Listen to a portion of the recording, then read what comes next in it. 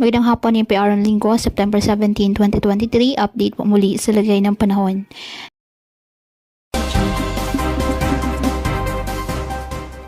Intertropical Convergence Zone or ITCZ nakaka-apekto ngayon sa Mindanao. Wala namang bagyo o low pressure area na may monitor sa loob po ng ating PAR na maaaring maka-apekto sa ating bansa.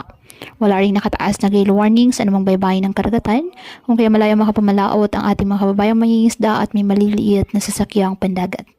Ngayong araw, dahil po sa epekto ng Intertropical Convergence Zone, asahan na maulap na kalangitan na may kalat-kalat na pag-ulan at thunderstorms sa Mindanao.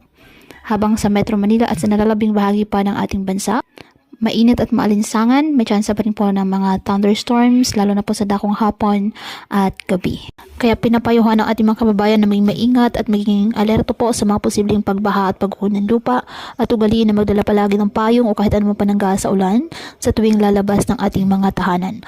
At yan po muna ang update sa lagay ng panahon ngayong araw. Muli patuloy po tayo na mag-ingat at palaging tandaan, God loves you. Stay safe and God bless.